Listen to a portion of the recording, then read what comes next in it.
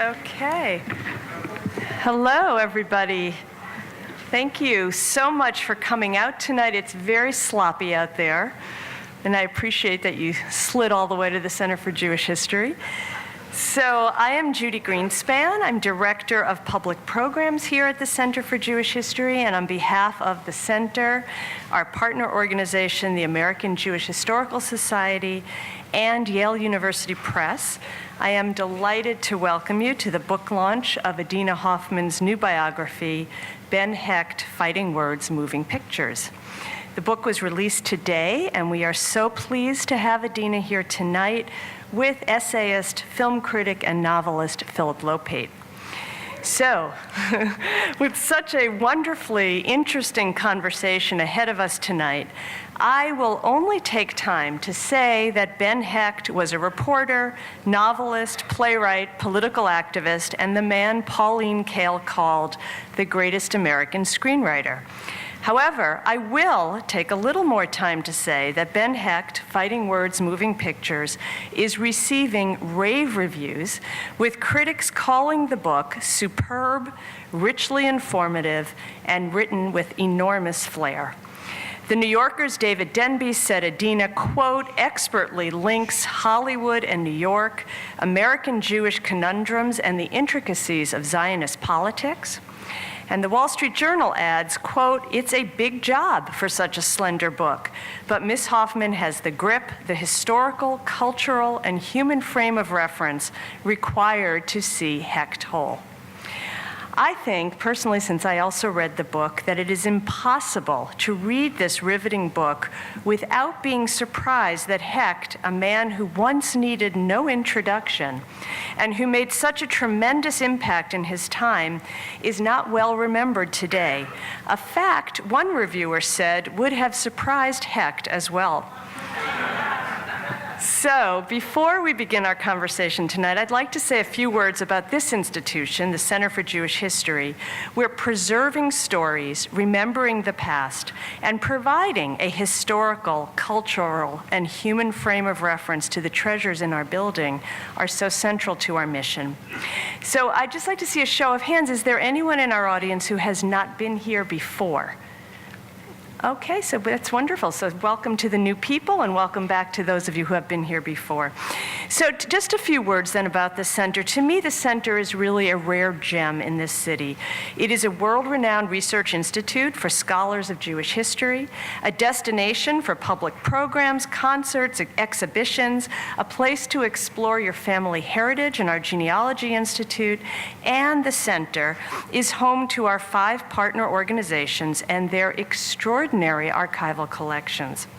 Our partners, the American Jewish Historical Society, who I've already mentioned, the American Sephardi Federation, the Leo Baeck Institute, Yeshiva University Museum, and the YIVO Institute for Jewish Research together possess the largest repository of Jewish archival material outside of Israel. I do think it's safe to say that most people walking by this unassuming building that some have compared to a post office have no idea that tucked away inside is an astonishing treasure trove of materials that span more than 500 years of history and include 50,000 photographs, 500,000 books, and thousands of artworks, ritual objects, recordings, and film. So, for example, relative to tonight's program, it probably won't surprise you to know that we have a lovely collection of Ben Hecht's books in our library, including the 1954 edition of his autobiography that Adina references in her book, A Child of the Century. I'd like to add to all of you sitting here tonight that the tremendous resources in this building are not meant to be hidden away. Any member of the public can access our online collections, which are extensive. You can come here to our reading room and request books like these. You can use our Genealogy Institute, attend our exhibitions and public programs. So if you are not yet on our mailing list, you can see we not so subtly left you a place to sign up on your seats. And also you can pick up our events calendar and program flyers in the lobby, and we hope you'll come back again and often. So our speakers tonight are well acquainted with the rewards of digging through the archives.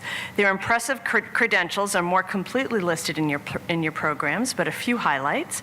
Adina Hoffman is the author of numerous books, including House of Windows, Portraits from a Jerusalem Neighborhood, Till We Have Built Jerusalem, Architects of a New City, and with her husband Peter Cole, co-author of Sacred Trash, The Lost and Found World of the Cairo Geniza, which received the American Library Association's Jewish Book of the Year award. Adina is also a Guggenheim Foundation Fellow and was named one of the inaugural winners of the Wyndham Campbell Prize for Literature. Adina dedicated this biography of Ben Hecht to her good friend Phillip Lopate, and it is a privilege to bring two such masterful storytellers to our stage tonight. A prolific writer, Phillip is the author of essays, novels, and film criticism. His latest book is the memoir, A Mother's Tale. And like Adina, he has been the recipient of numerous honors during the course of his career, including a John Simon Guggenheim Fellowship and the Sandro, I don't know if I'm pronouncing this right, Onufri Prize in World Literature, given by the City of Rome. His book, Against Joie de Vivre, was named one of the 25 greatest essay collections of all time. So after their conversation tonight, we will have time for questions from the audience, and the program will be followed by a book signing and reception in the Great Hall. So now please join me in welcoming Adina Hoffman and Phillip Lopate. Thank you.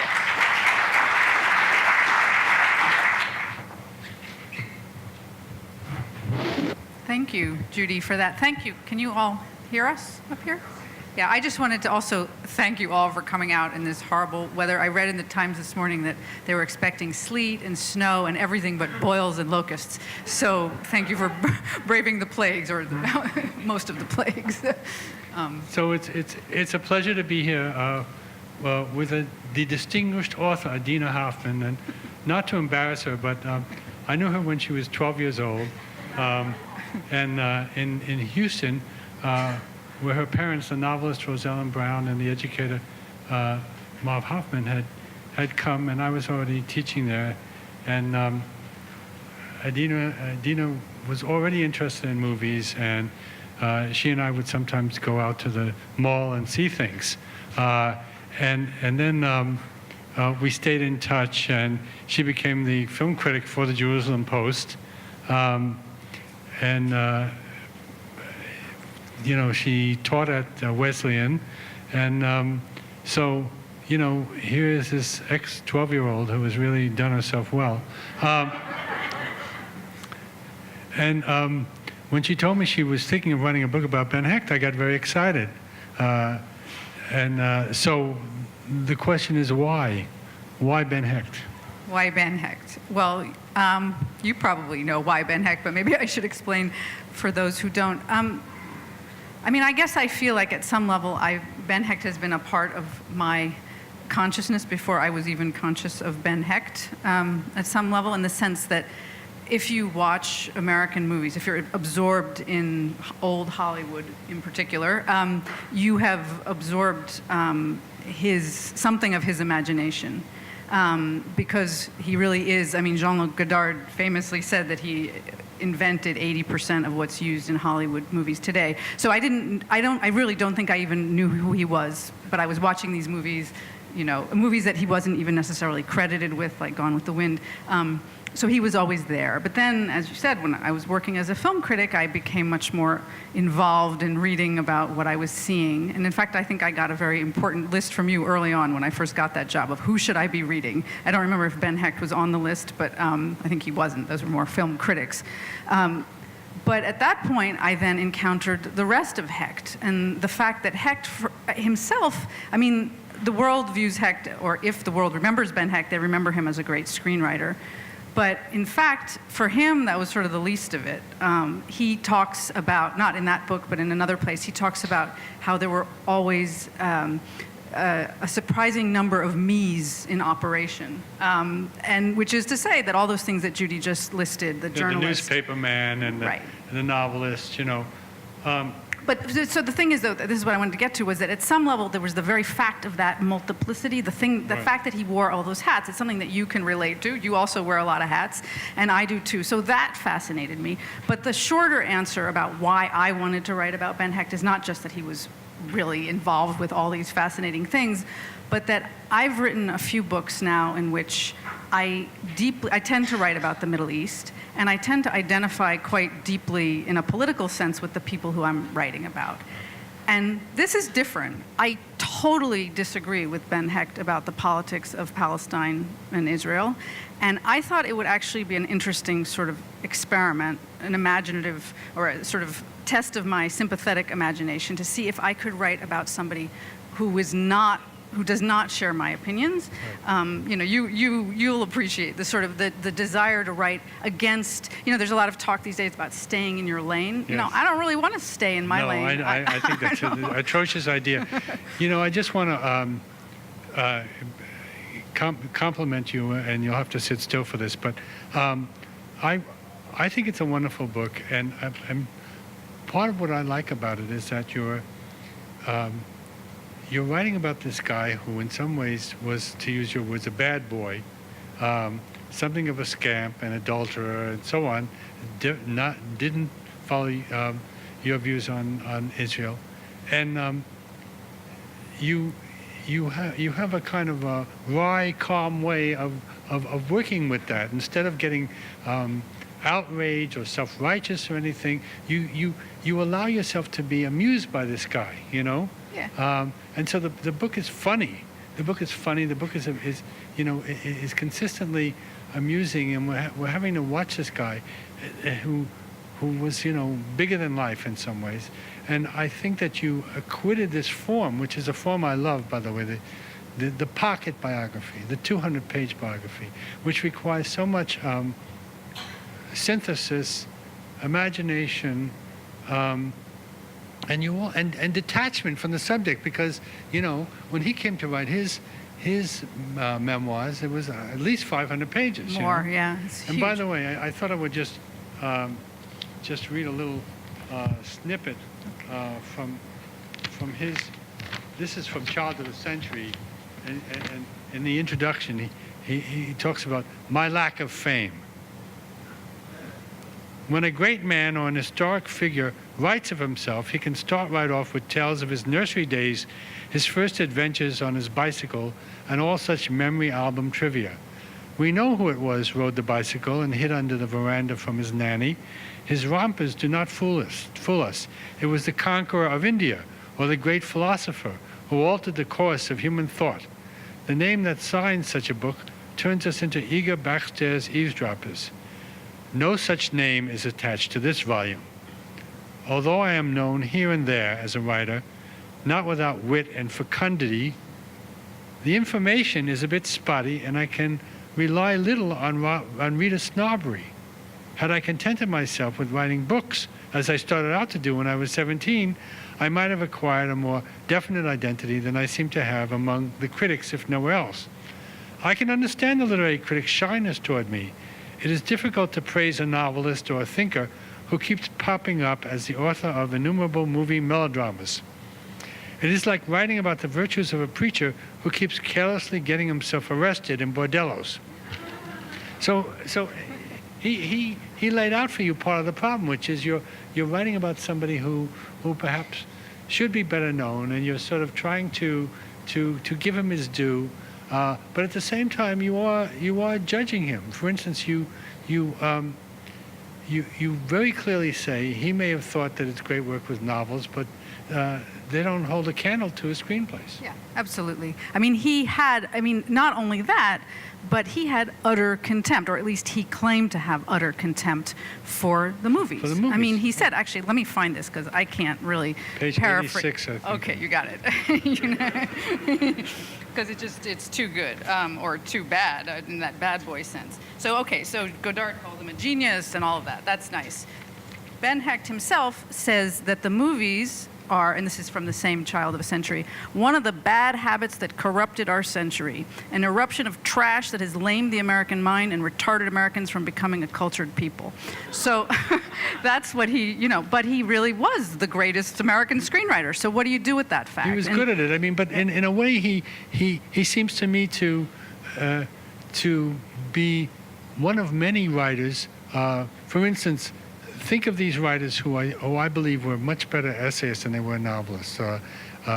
Mary McCarthy, right. James Baldwin, Joan Didion, MFK Fisher. I mean, a lot of them. Yeah. Martha Gellhorn also, I think, aspired. There were to so write many novels. writers who, even Norman Mailer to some degree, who thought that the status genre was novels, and it embarrassed them that they were getting all this attention as personal essayists and nonfiction. Yeah. Susan Sontag, of course, who was a wretched novelist and a wonderful essayist. Yeah.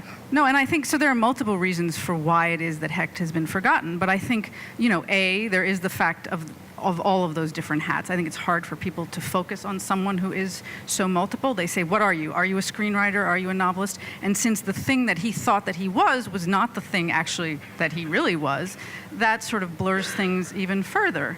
I mean, you also have the fact, and this isn't exactly what we're talking about, but it's related to why he's been forgotten, is that screenwriters in general don't tend to get a lot of credit. And this is a conversation that Philip and I literally remember when I was about 14 years old, we were already having this conversation about why is it that, on the one hand, okay, Hitchcock, everybody I would assume in this room knows who Alfred Hitchcock is.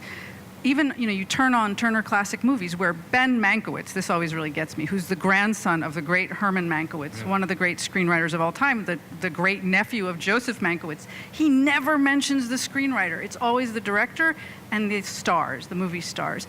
But the people who are making these movies talk are pretty much anonymous. And so even Hecht, who was famous for within the realm of screenwriting, it's like, what does that mean? What's a famous screenwriter? And the directors, when they're honest, often say, if you don't have a good screenplay, you can't make a good movie. Right. And so Howard Hawks, for instance, is another one who's one of the great directors of all time. So many of his movies were written by Ben Hecht, you actually really do have to step back and wonder. I mean, obviously, Hawks is a great director, and it's not to take away from Howard Hawks, but there is a way in which I don't think that he would have been Howard Hawks without Ben Hecht. But Ben Hecht has been forgotten. I mean, there are other reasons for Hecht's being forgotten that have to do with Jewish things, and we can get to that later. But I want to talk a little bit about, I want you to talk a little bit about his other careers, like particularly, he considered himself on some level a newspaper man to the end of his days. And that was his first job as a newspaper man, as a reporter. Yeah.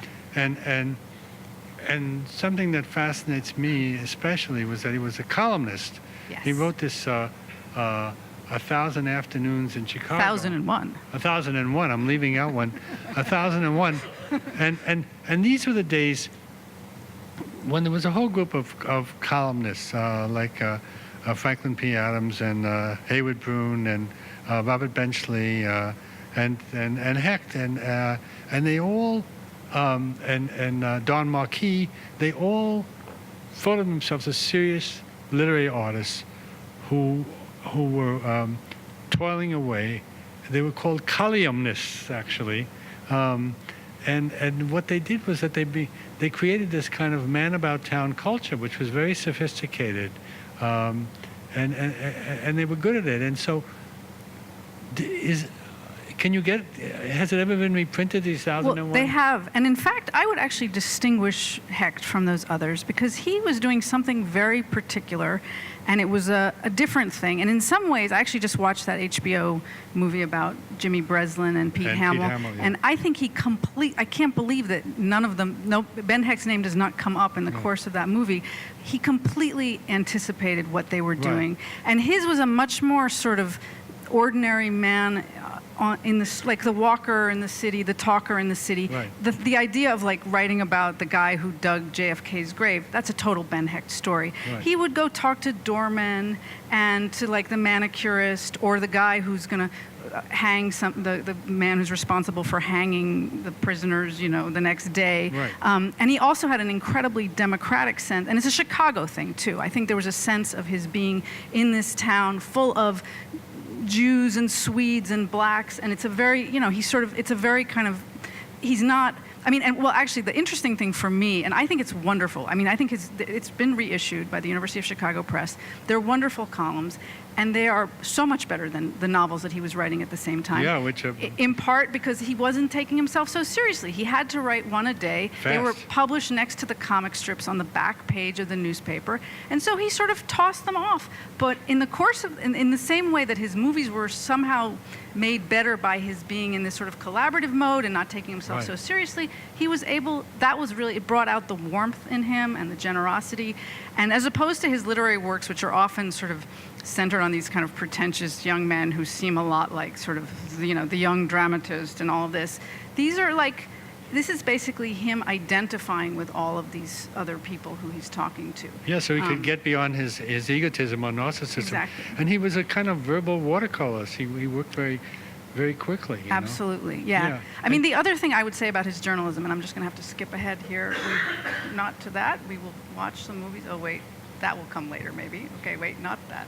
I want to show you the front page, which is the play that he and Charles MacArthur wrote later in the 20s. And MacArthur was also a kind of cub reporter in Chicago during the same years.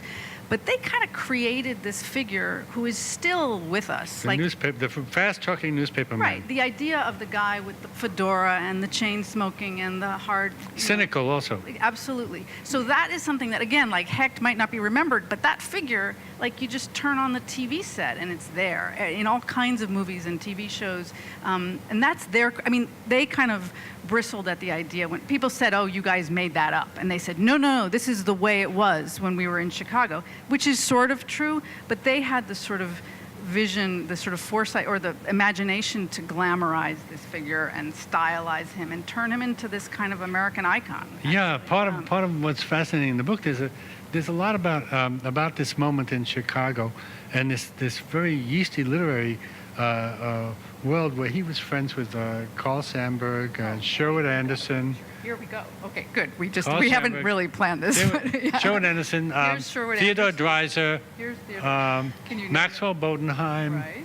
Who else am I leaving out? So Sandburg actually was not only a good friend, but a fellow reporter. They had desks side by side. And a film critic, by the way. And a film critic, yes. And Hecht's archive is amazing, but I dug up something in his archive, which is at the Newberry Library in Chicago, which is an unpublished poem by Carl Sandburg called Sketches for Cartoon of Ben Hecht, which the Sandburg estate did not know about, and they charged me a pretty penny to quote 4 lines. But couldn't you paraphrase? I wanted to quote it because it's actually kind of amazing. I don't know that I can read it here, but he basically characterizes him as a kind of Jewish Huck Finn, which is an interesting way to think of him. This is Harriet Monroe, who wasn't exactly a friend, but she was the founder of Poetry Magazine. She published Hecht. And this guy is this Polish sculptor, Stanislav Zukalski. Also there's an interesting movie about him right now on Netflix. A problematic character, but a really interesting one. Hecht was close to all of them. He was really at the center of this. Yeah, and he was published in magazines like the Little Review that were publishing Pound and Elliot. There we go. We have proof. This is Margaret Anderson, who was the founder of this unbelievable magazine, as Philip says, the Little Review. So this particular issue I wanted to show you, it says, making no compromise with the public taste, which was her slogan. But this issue has James Joyce, Ezra Pound, Ford Madox Hoofer, who would become Ford Madox Ford, Ben Hecht, Sherwood Anderson, and Arthur Rimbaud. I mean, it kind of boggles the mind. And these were not famous people. She discovered them, more or less, or she kind of launched American literary modernism. But wait, before you ask a question, I want to show them this, too. The other place he was publishing at the same time, Mencken's The Smart Set. And this is, again, the sort of two sides of Hecht's brain, the high-flown literary. And for Margaret Anderson, he was writing these serious stories. And, I mean, he also wrote some satirical stuff. But for Mencken, he was whipping off these stories, sometimes under pseudonyms. Mencken would give him plots. He would, like, write to formula. He could do them both. These are actually better than what he wrote for her. But sorry, you have a question. I mean, I'm also very interested in his connection with Mencken. Mencken reviewed some of his novels judiciously, and at one point he said there was something about Hecht there was something cheap and flashy about the guy, you know, and it's funny because this gets into his whole identity as a Jew, as an American Jew, is that in some ways Hecht was always a provocateur, and he was always pushing it, So even the way he dressed was a little bit borderline vulgar and flashy, Yeah. Absolutely. No, and he kind of cultivated that. I think he Yeah. enjoyed that, and he liked, later on when he became more conscious of being a Jew, he liked flaunting the word Jew, writing Yes. Jew, Jew, Jew, like, as if it was going to sort of upset people. And at that point, it did. There were a lot of American Jews who really didn't want that to be said Exactly. out loud in quite that way. They could be Jews, but they didn't want to advertise it. And he was, sort of playing the game of wearing these garish shirts. And sometimes writing portraits of Jewish characters that were quite unflattering. Right, exactly. And playing with some of the caricature. Right. So this is just a little sampling of the novels that he wrote in Chicago. He was incredibly prolific. These are pretty forgettable novels. Well, it's heroic of you that you read these books, really. I had to. But the book, actually, that you're talking about is this one, A Jew in Love. A Jew in Love, exactly. Which he published in 1931. He was already living in New York. But to me, this is another, I'm not recommending that anybody go out and read these books.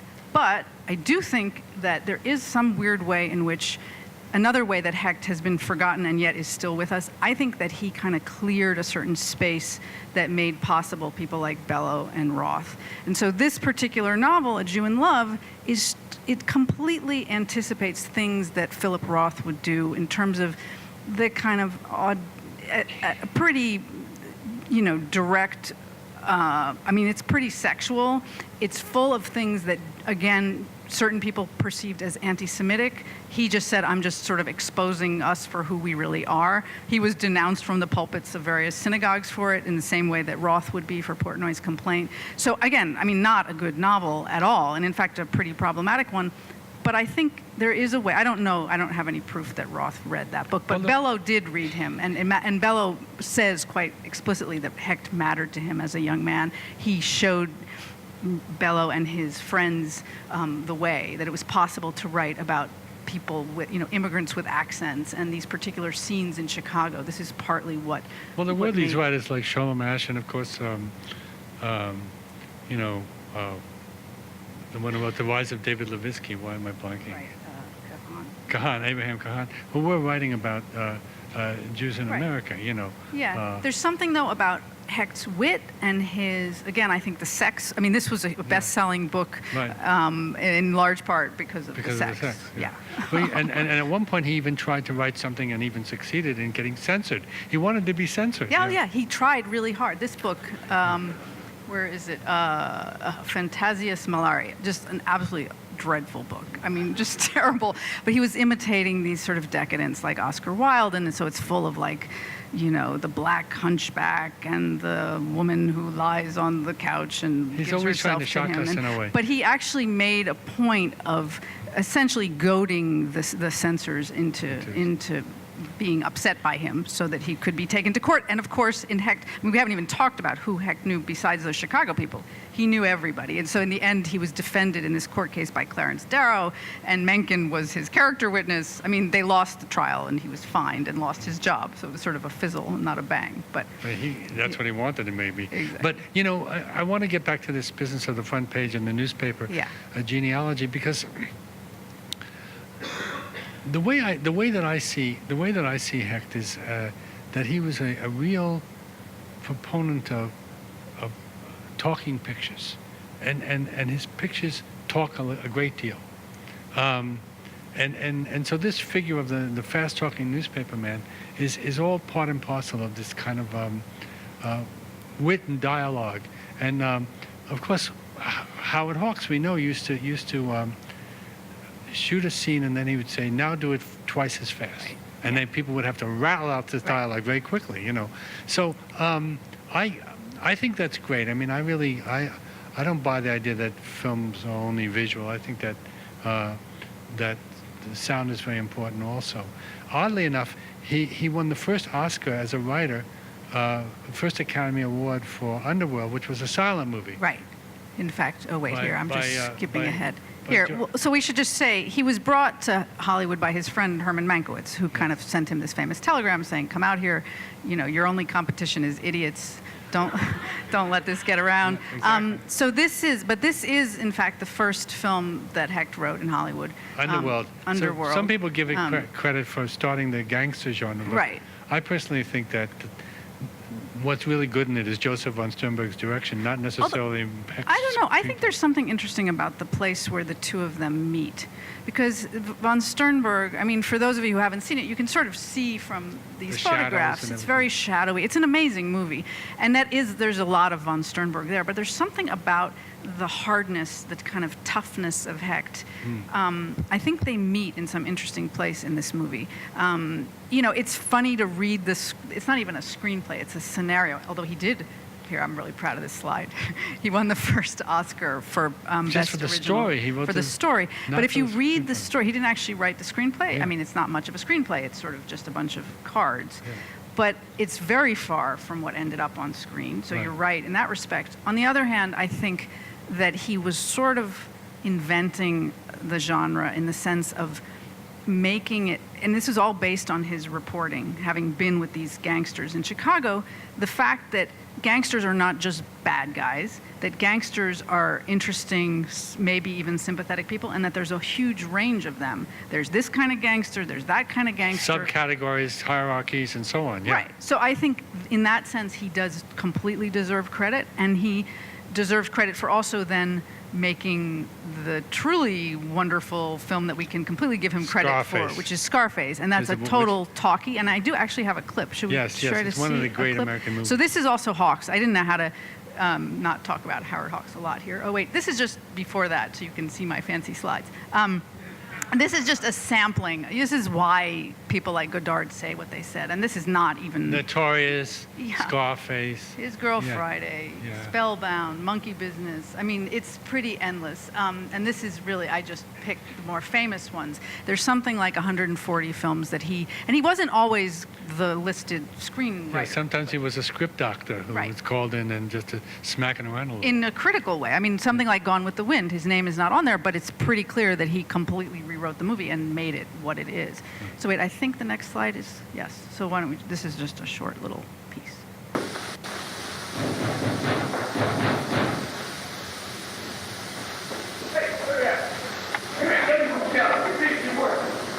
Hey, you. Oh, forgot it. Tell me one, 3 cars. Tight, quick. Hey, Johnny. Look what I got. You dirty murdering mug, you bumped off O'Hara. Who, me? That's foolish. You told me to stay out of the north side. I stay out. I've been home all day. Hey, little boy. Sure. Sure. Oh, so that's it. I told you to lay off. I don't hear so good sometimes. You won't be hearing anything if you go on like this. Look what happened to me. They tripped me. Look at Johnny. You can carry it around like a baby. Ah, shut up. We gotta get organized. This is only a starter. They'll be back after us. What do you mean? We don't give them time. We go after them. We throw them mixed up for grabs. Yeah, well, when you're laying in an alley with your head blown off, maybe you'll learn how this business ought to be run. And who's going to do that? O'Hara's mob, Gaffney, he's running it now. He'll give you here a pound of hot lead in the belly. Make sure it's him, Johnny. Hard to hear, boss. Okay. Hey, little boy, it's business. You fix who goes in each car, understand? Hey, where do you think you'll go? To the north side, like I always knew someday. You can't do that. What do you mean can't? Who's stopping me? I am. I'm giving you orders for the last There's time. only one thing that gets orders and gives orders, and this is it. That's how I got the south side for you, and now I'm going to get the north side for you. Some little typewriter, right? I'm going to write my name all over this town with it in big letters. Hey, stop him, somebody. Get out of my way, Johnny. I'm going to spit.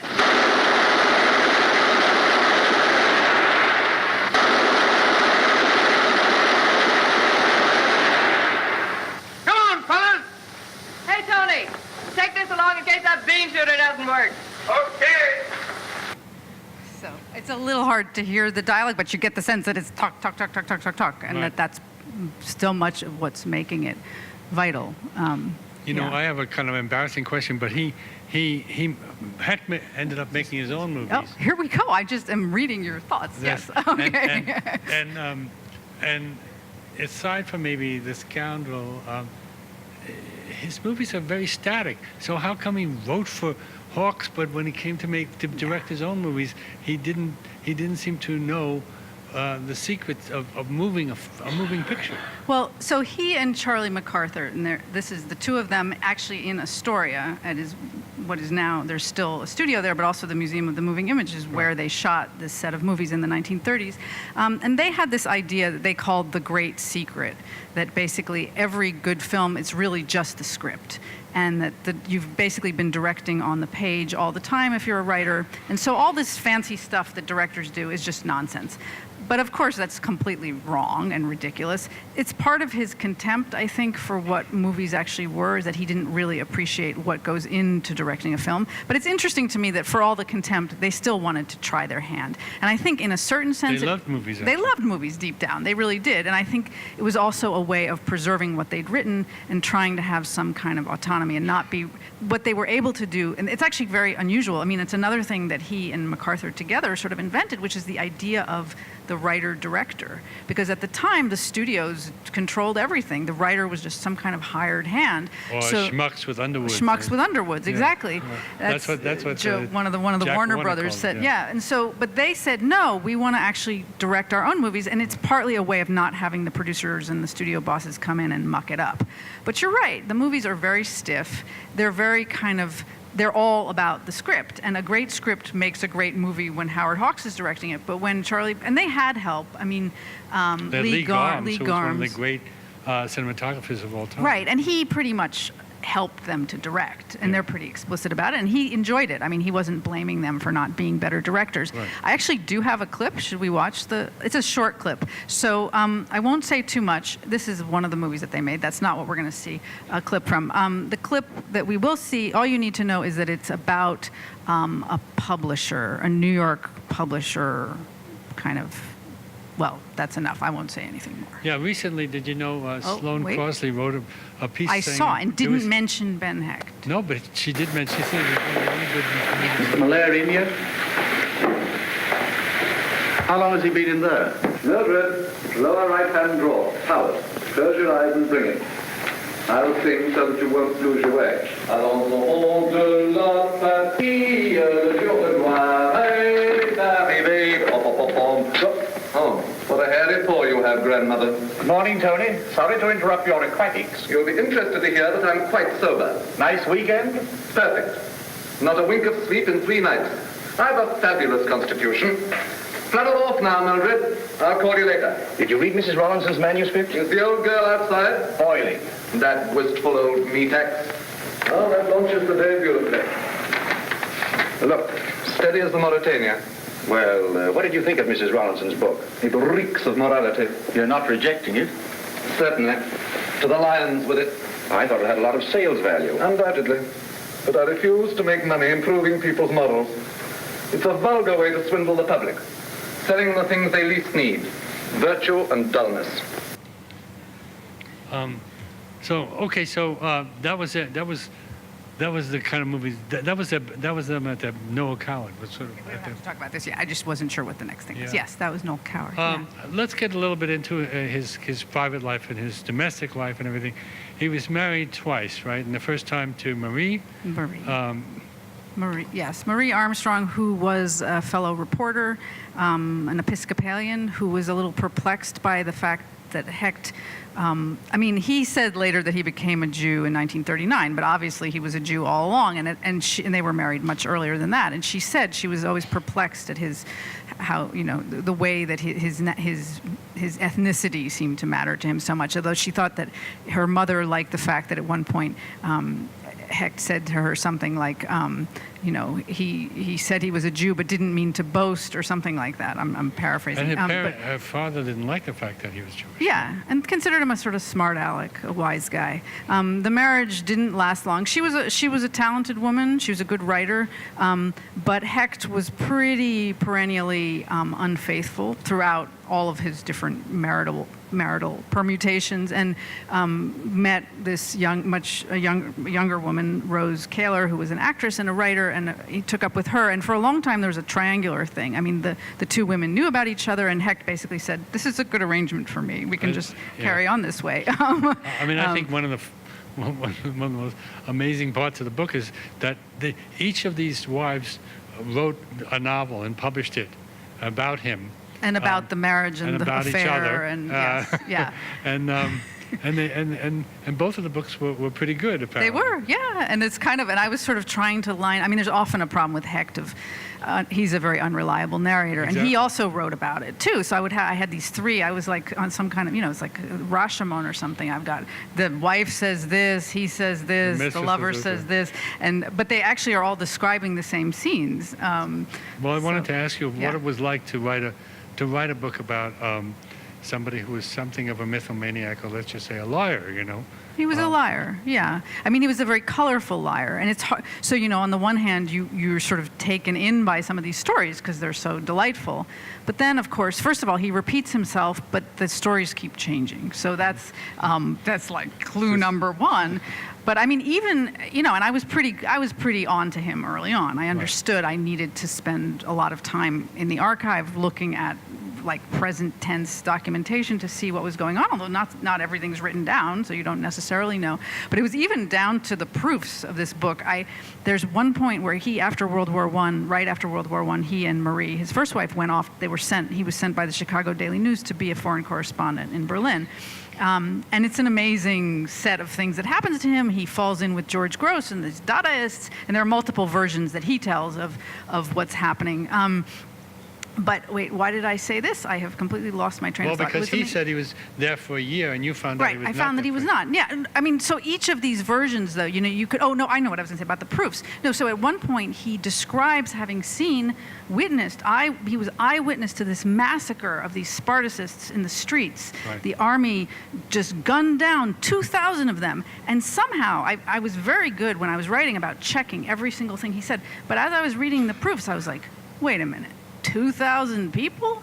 I don't think I've read about that anywhere else. And so I started scrambling to verify and consulted with various experts in German history who said, well, maybe it was 200, but I don't think it was 2,000. So I'm sort of making corrections at the last minute because he's always elaborating and exaggerating. And I even found, I had his newspaper reports from that date, and I knew what he had said.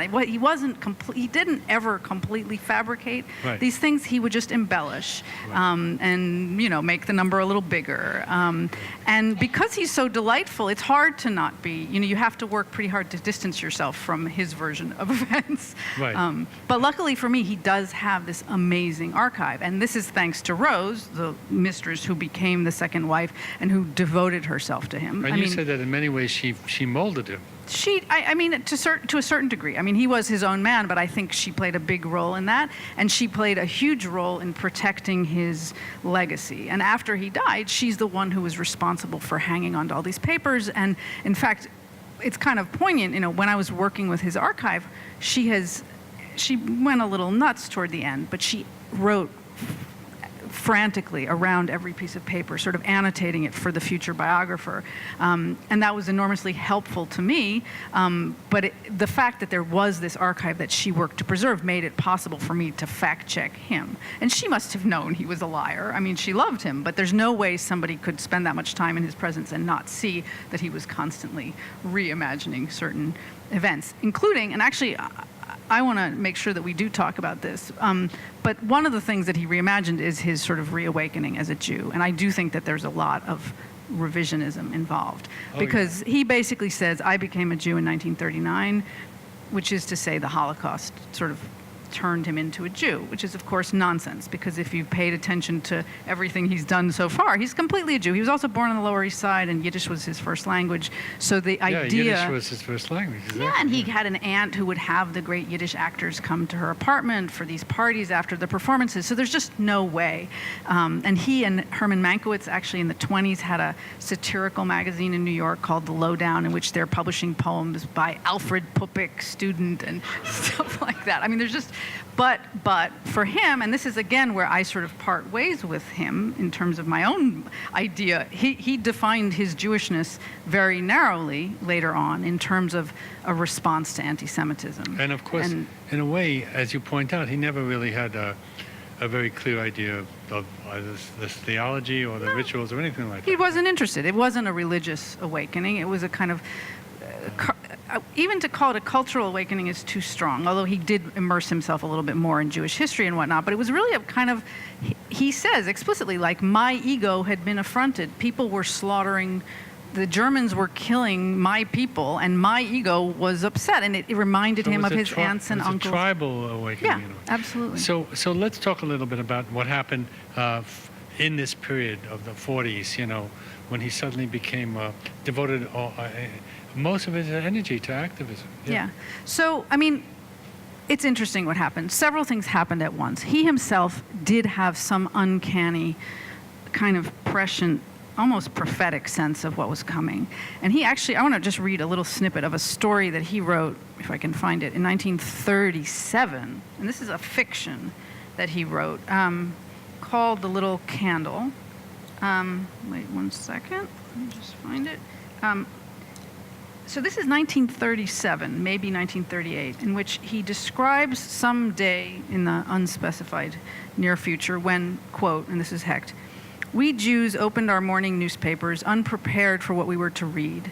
We stared with nausea and disbelief at the print, for we found that the cloud we had watched so long and in a way so aloofly had grown suddenly black and dreadful and immense. It filled all the pages of the journals. The world had made, it seemed, but a single face overnight, and this face thrust itself into our breakfast hour, ugly and hellish. Like a monster evoked out of the smoking pages of our history, it confronted us, exultant and with the ancient howl of massacre on its lips." And he basically goes on to describe this thing, which he's really imagining. It hadn't happened yet, which he calls the Great International Pogrom, in which millions of, or maybe hundreds of, 500,000 Jews, or European Jews, are slaughtered. And he says, basically at this point, the wise guy Hecht sort of just turns it off, the wise guy stuff, and gets very serious and stops talking in the first person. And he says, "On this July morning, we were Jews again, whatever our previous conception of ourselves had been.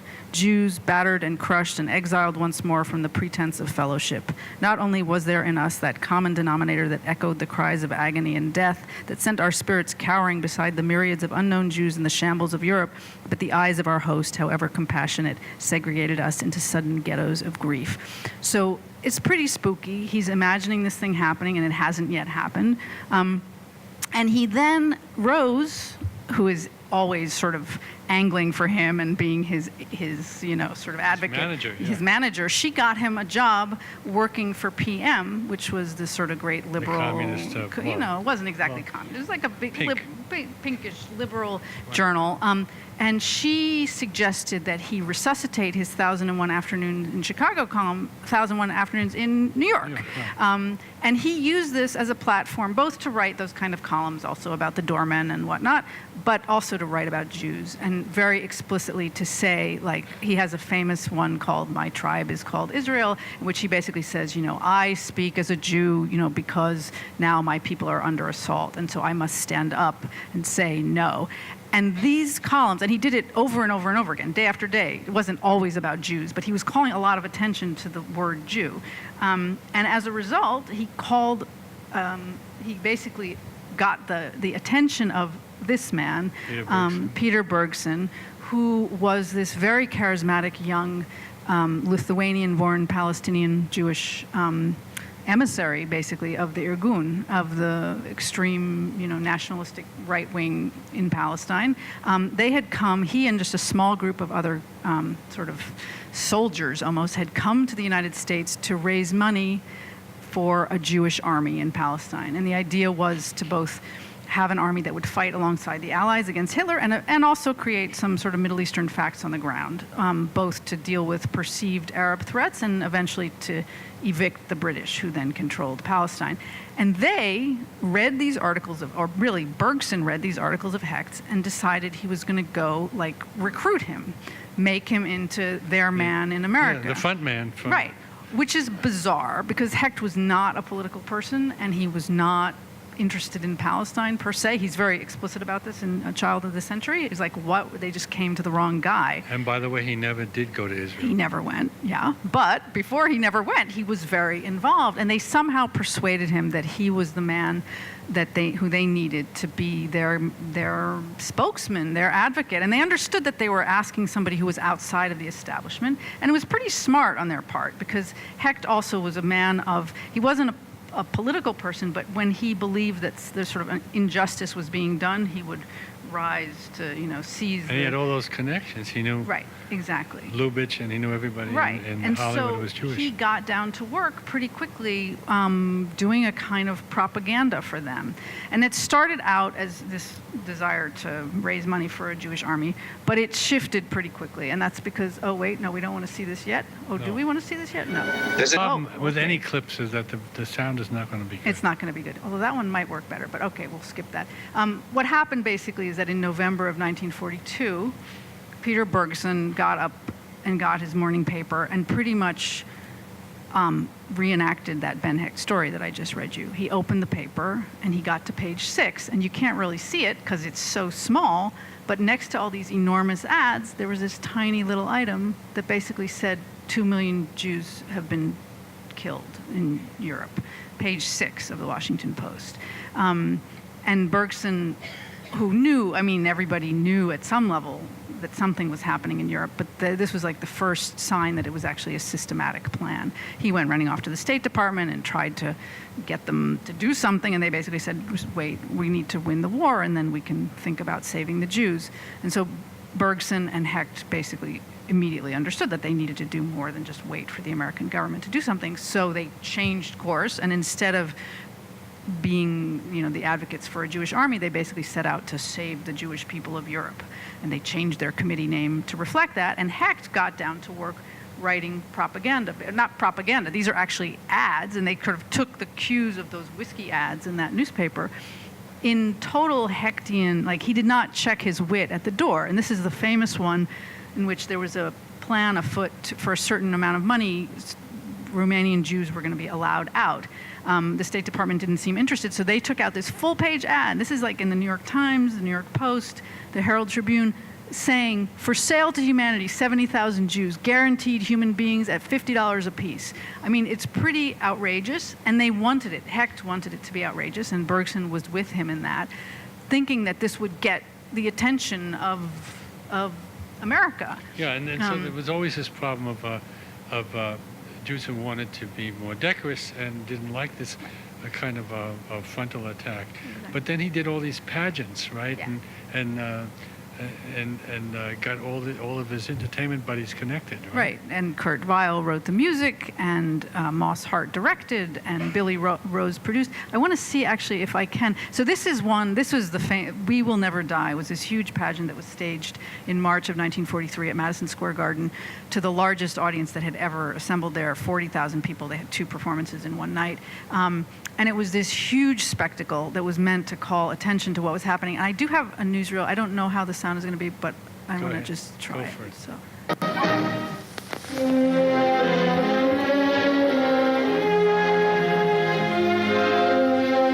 The pageant We Will Never Die is New York's Jewish protest against Nazi massacre. In Lublin, 500 of our women and children were led to the marketplace and stood against the vegetable stalls we knew so well. Here the Germans turned machine guns on us and killed us all. Remember us. And a great dramatic appeal is made as Paul Muni tells of Nazi crimes against helpless people. There are 4 million Jews surviving in Europe. The Germans have promised to deliver to the world by the end of the year a Christmas package of 4 million dead Jews. And this is not a Jewish problem. It is a problem that belongs to humanity, and it is a challenge to the soul of man. Then a lament for 2 million people.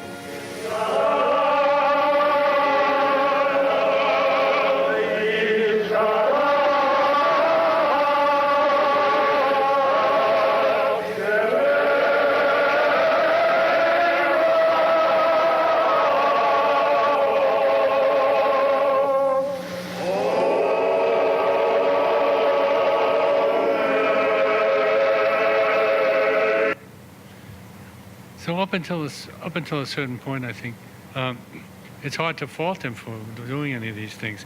It's only when he starts attacking the people like David Ben-Gurion and Right, exactly. So, I mean, basically what happened was as the war progressed and toward the end of the war in Palestine, the Irgun basically declared a revolt, an armed revolt against the British, violent revolt, all kinds of terrorist actions carried out. And the people in America, Bergson and Hecht, shifted gears as well, and Bergson opened up an embassy in Washington for a state that didn't yet exist, and Hecht got down to the business of writing another pageant. And at this point, their goals were basically to establish a state, I mean, the goals of this group, to establish a state and to raise money and awareness of the need to smuggle Jews, or Hebrews, as they were calling them at that point, into Palestine, which is to say to run the British blockade, because the British had severely limited the immigration quotas, so that it was very hard for these DPs and whatnot to come to, these survivors to come to Palestine. So Hecht writes a play. It was originally called Palestine is Ours, which he changed the title to A Flag is Born, starring once again Paul Muni, who you would have... in Scarface, he was in Scarface, and then we just saw him now, and he was in this too. This is Muni here, and Celia Adler, who is a star of the Yiddish stage, and a young actor, fairly unknown, named Marlon Brando. And the idea was to raise money. It was also to provide a kind of catharsis. I mean, Brando has this amazing thing in his memoir where he talks about performing in this pageant. It was really a play. It's a serious piece of agitprop. I mean, it's not an artful thing. It's just propaganda. But at a certain point, his character, who's this sort of embittered young man who's making his way to Palestine from Europe after the war, calls out to the audience, "Where were you? Where were you?" And the young women in the audience, Brando says, are ripping their clothes and weeping. And at a certain, well, maybe it was Brando, but but at a certain point, some woman stood up and yelled back, "Where were you?" But it was a huge success. They raised an enormous amount of money. They were able to buy a boat. And in fact, the boat set out from Marseille, picked up 625 DPs and a crew, set sail ostensibly for Bolivia. And then as soon as they got out of French territorial waters, they changed direction for Palestine. They raised the flag and they renamed the boat the SS Ben Hecht. I'm not making this up. I mean, I always feel like it sounds too bigger than life to be true, but it is absolutely true. And this is where what you were alluding to happened, is that he kept going. It was never enough for Hecht. He basically was getting more and more upset about what the British were doing in Palestine and keeping. And this ship was caught and everybody was arrested and deported to Cyprus, and the crew was deported to the States. He then took out a letter, a full-page ad, again in the New York Post and other papers, letter to the terrorists of Palestine, and it starts, "My brave friends." And here I think I need to read to you what he wrote, because it really was the most infamous thing that he ever wrote. He basically says, and it's long, you can see there's a lot of text there, but the bottom line is this. He says, "The Jews of America are for you. You are their champions. You are the grin they wear. You are the feather in their hats." And he goes on, and then he says, and this is the part that really got him in trouble, "Every time you blow up a British arsenal or wreck a British jail or send a British railroad train sky high or rob a British bank or let go with your guns and bombs at the British betrayers and invaders of your homeland, the Jews of America make a little holiday in their hearts." And for this, he was boycotted in Britain, right? Yeah. Basically, the British movie theaters put a ban on his films. They refused to show them. And writing half the films in Hollywood. Right, exactly. No, but at that point, the Hollywood people said, well, basically, we can't really risk that market on a Ben Hecht script. So he was once the highest paid, most acclaimed screenwriter in Hollywood, is basically persona non grata. They would prefer to forget about him. And I think actually that this question of why he's been forgotten, I think there's a certain amount of repression. There's some sense in which people didn't want to remember all this stuff. So he then took, and he was completely denounced. People said incitement to murder, and he was accused of all kinds of horrible things. Actually, there's a great thing. Mankiewicz, his old friend Herman Mankiewicz, somebody asked him, like, "What's with Ben? Why is he doing this?" And Mankiewicz said, "Well, Ben found out 6 years ago that he was a Jew, and now he behaves like a 6-year-old Jew." Right. But here, for instance, but he did have to work. He had pretty, lavish. He and his family were living in Nyack. They were living in Nyack, and they had a place in Oceanside in California too.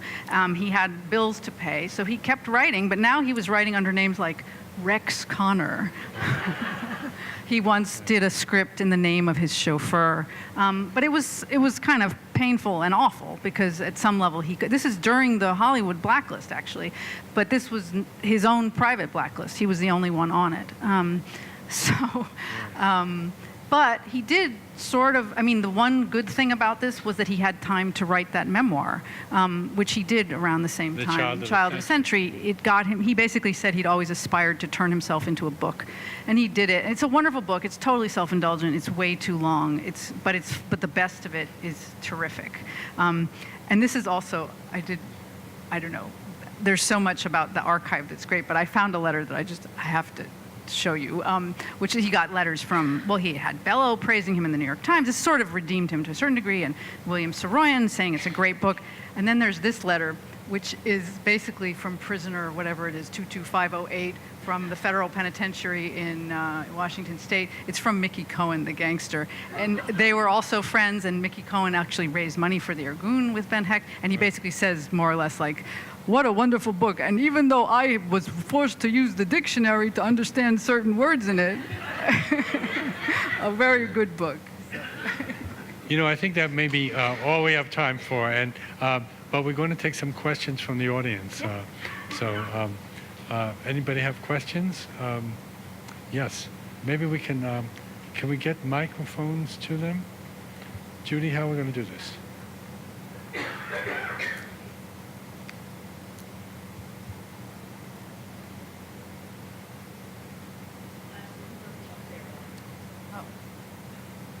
Here, we can put up. There's that. Here we go. And this is Hecht in Nyack working. Yes. Thank you so much. This is really wonderful.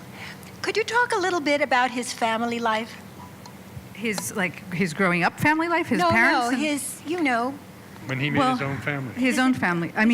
Well, first, I will say that he was born to recent immigrants from either, take your pick, either Ukraine or Russia. There were various versions that he trotted out, and his brother had others. And they were, he was born on the Lower East Side, but actually was raised in Racine, Wisconsin. So he had this sort of the kind of shtetl in him, but he also had this very kind of pastoral Middle American existence. But later in life, when he was married to Marie, and then he was married to, and they had a daughter. How many children? He had a daughter with Marie, and then had a daughter with Rose much later. He was already 50. And the younger daughter, Jenny, is a sort of sad case. Who she actually acted in one of his movies. She's kind of very badly. It's a kind of ghoulish performance. She was 7 years old. And it's sort of strange, freaky, and she's got this kind of Harpo Marx hair, and it's a kind of tragic story which I actually don't go into in the book. There's a sort of, we only touched on it. What do you do with a man who lived such a big life and who wrote so much? How do you write a short book? This is a book that I wrote for this Jewish Lives series in which most of the figures are like Moses and Einstein and Freud, and I couldn't have Ben Hecht's book be bigger than Moses. So I couldn't put everything in, and in some ways it didn't fit the narrative to talk about what happened after his death, but Jenny actually, eventually, she ended up acting with the Living Theater and was a kind of wild child and died of either a drug overdose or suicide. But something that happened in Nyack is that there really was like a compound, because Charles MacArthur was married to Helen Hayes, right. and they all had houses in this one area. Right, and they were very close. Did you go to that area? I did. I went, and the people who live in Ben Hecht's house now were very generous and let me poke around. And it's an amazing house. It's right on the water, and and Hecht and MacArthur. They were very close, and their lives, their personal lives, their professional lives were completely intertwined, and so they lived right near each other. They shared a little boat. They would go out and just basically play. Part of what I think makes them such great partners, and there's a whole conversation to be had about Hecht and collaboration in all senses of the word, right. Is that they knew how to play. They were working and playing. It was all sort of a whole. And they were literally playing. Sometimes they would stop to play Parcheesi or backgammon in the middle of a script, and that was part of the generative. Even with Howard Hawks, there are these descriptions of the three of them playing, these card games and things while they're writing these immortal scripts. Let's get another question. Yeah. Could you talk a bit about perfidy? Yeah. Perfidy, yeah. So Perfidy is a book that Hecht wrote very late in life. It's one of the last things that he did. And I don't want to go into too much detail because it's really confusing and complicated, and it's all in the book, and I need to leave you something to buy the book for. But basically, this was Hecht who had sort of checked out of the conversation about Israel once Israel came to exist. He had other things to do. He was very distractible. He sort of felt like he had done what he needed to do.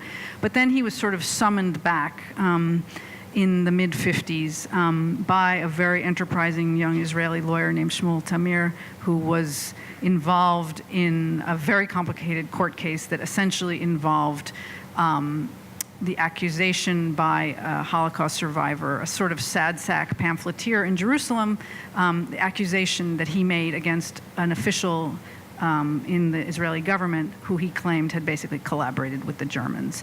And so Hecht got involved in writing a kind of incredibly colorful defense of the Holocaust survivor, a condemnation of the man who was accused. It's very complicated, and Ben Hecht did not himself understand how complicated it was, so that as a historical document, it's kind of ridiculous. I mean, it's so black and white. It's incredibly energetic. Everything he wrote was energetic. It's, to me, more of interest as a kind of biographical curio in terms of what it says about his own need to constantly be fighting the establishment, because he basically was not just writing about this particular cast of characters. He was damning the entire Israeli establishment and the Labor Party, and basically drawing a line between the collaboration of the Germans, the collaboration of this one man with the Germans and the collaboration of the Labor Party leaders with the British, who had set certain immigration quotas and whatnot. It's a wildly problematic book, but a kind of interesting one if you're interested in Ben Hecht. It's become a kind of cult classic on the right, on the sort of Jewish right. I wouldn't turn to it for history. I mean, he had a lot of help from this Israeli lawyer who was sort of feeding him documents, but Ben Hecht was no historian, I can tell you that. Yeah.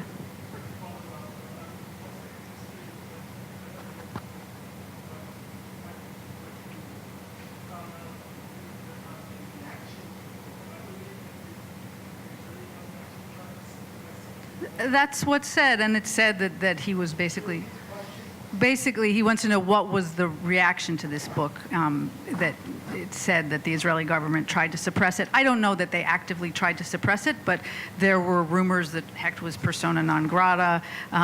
It was a book that did not circulate that widely, although at a certain point, within Israel, although at a certain point, one of his old-time Irgun buddies did have it translated into Hebrew. So it exists, it's there, it's at the National Library in Jerusalem, I can tell you that for a fact. It didn't have a huge effect, although, and this is actually one of the other interesting ways that Hecht is still with us, these guys were really pretty marginal politically at the time. The Labor Party was what there was. They were in control. The revisionists were considered sort of outliers.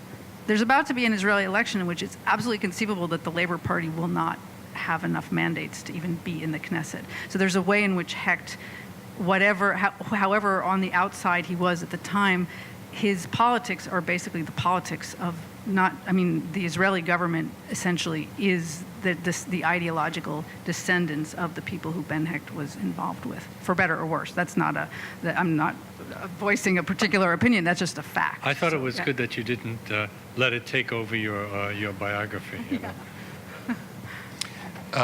I can report, I came down from Colombia, and I can report to you that the distressing news that undergraduates in the film school have not only not heard of Ben Hecht, they've not heard of any of the stars in his canon of masterpieces. Mm.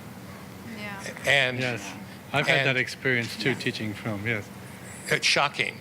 Yeah. But by the end of the semester, they're writing essays about them all. Right. But they come with zero knowledge of our history. Secondly, in connection with what you said about Ben Mankiewicz, when William Goldman went to a screening of his first film, Harper, with Paul Newman and Lauren Bacall at the Gulf and Western building. He went to the screening room, and there was a guard at the door, and they asked his name, and he said William Goldman. He looked at the long list of people, and he said, "Your name's not on the list. Why are you here?" And Goldman said, "I wrote this film. I'm the screenwriter." Yeah. And the guard said, "So why are you here?" Exactly.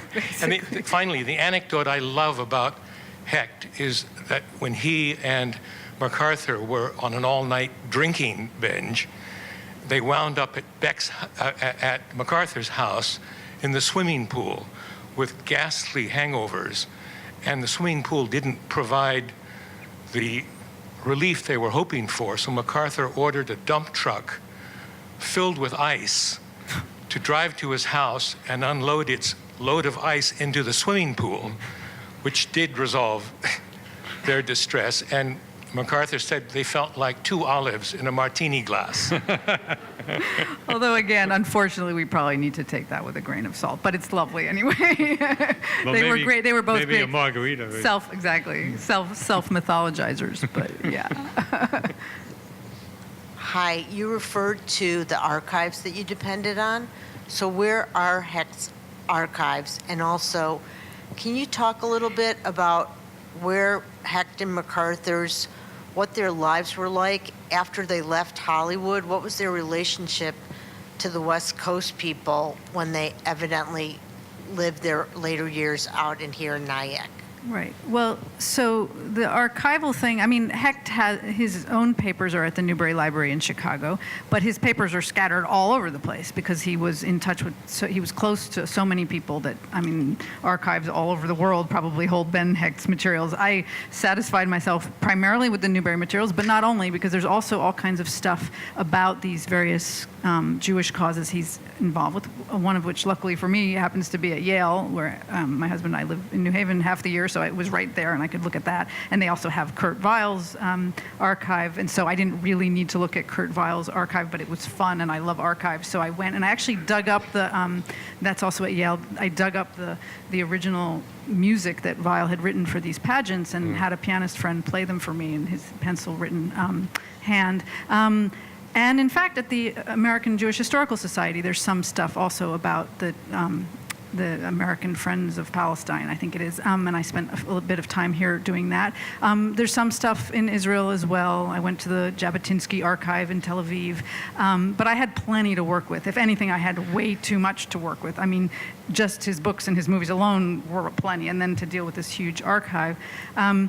In terms of the second question, Hecht and MacArthur they never actually left Hollywood. They had a kind of unusual arrangement in that they lived in Nyack, but they each would kind of commute to the coast. So they would spend, you know, a few weeks or months at a time there. At a certain point, Hecht bought this house in Oceanside, and so he would spend longer there. But basically, they never became Hollywood people, and they were pretty contemptuous of the scene. There were amazing letters that Hecht wrote. His wife, Rose, was often back in Nyack, and she herself actually worked for the studios for a while trying to write. She actually only had one script produced with her name on it, but they were often not on the same coast, which was probably not great for their marriage, but it was great for me because they were always writing each other letters. And Hecht hated to fly, Right. but this was part. But they did. They so went. even though he was living in Nyack, he was always going back and forth to Often on the California. train, but the letters, his descriptions of these parties in Hollywood are unbelievable. Just, I mean, he's rubbing shoulders with all these people, and he's friends with them, and there are amazing parties, and there's Howard Hawks, and there's Jean Harlow, and Harpo is turning up everywhere. It seems, again, almost make-believe, but they had kind of scorn for it. I mean, MacArthur doesn't have the same kind of archive, so I don't actually know, and he's a complicated figure, but was critical to what Hecht wrote. But on the other hand, as Philip said, he also loved it. Obviously, he was spending enough time there so that he was clearly enjoying himself at these parties. Okay, so we have time for 2 more questions.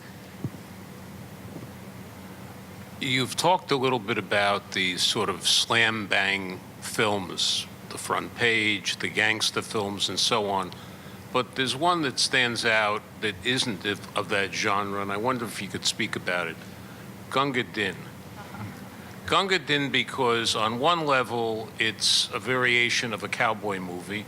On another level, it's colonialism It's the unique role of the actor who played Gunga Din, racism. There's a lot going on. I don't know if any of that registered or impacted upon Hecht, but I was surprised to see that listed, but that's my ignorance and not because of any knowledge. I'm curious, could you speak about his role and Gunga Din? Yeah, I mean, they wrote the script, and there was a lot of, I mean, it was pretty cynical. I don't think they were that involved in the story of Gunga Din. They wanted the money, and in fact, there's some, one of these kind of anecdotes that gets repeated, which is actually not in the book, in which basically MacArthur says something about, the white man's burden, which is basically like, to write this script, like, give us another $20,000 or something like that.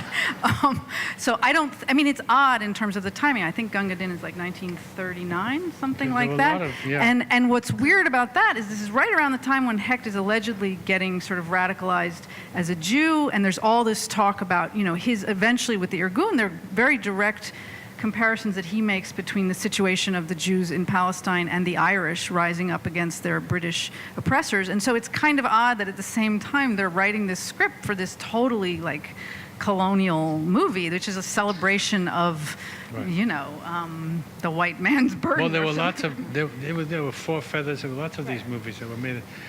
I would just like to say my favorite script that he did, my favorite of his movies was Notorious by Hitchcock. I think I agree there. It's pretty hard to pick, but that may just be it. It's such a sophisticated, although there too, this is an amazing, I mean, there's so much that's contradictory and complicated about it. It's a wonderful script, but what's weird about it is that he's writing it and working very closely with Hitchcock at the same time that he's condemning the sly Brits, he calls them. If there's ever a sly Brit, it's like Alfred Hitchcock. Yeah. But he can sort of hold these two things in his head. But I agree. It's an amazing, amazing movie. Is there one? I just want to ask, did he have a collaborate with Burt Lancaster? Weren't they in some production together? No. Or am I don't getting think the so. wrong? I mean, he collaborated with a lot of people, so maybe we missed that. But Francis Lederer. Who else and did Charles Lederer and Charles Lederer. and Gene Fowler were two people who he often collaborated with. Gene Fowler was a newspaper man also. Right, exactly. Yeah.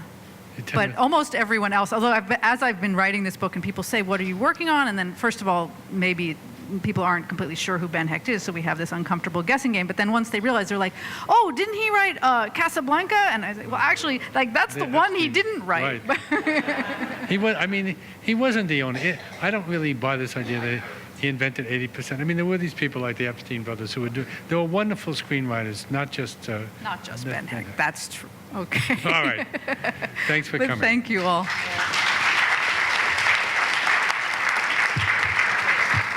So please join us for a book signing. We have both Ben Hecht and Phillip Lopate's memoir out in the lobby. Thank you.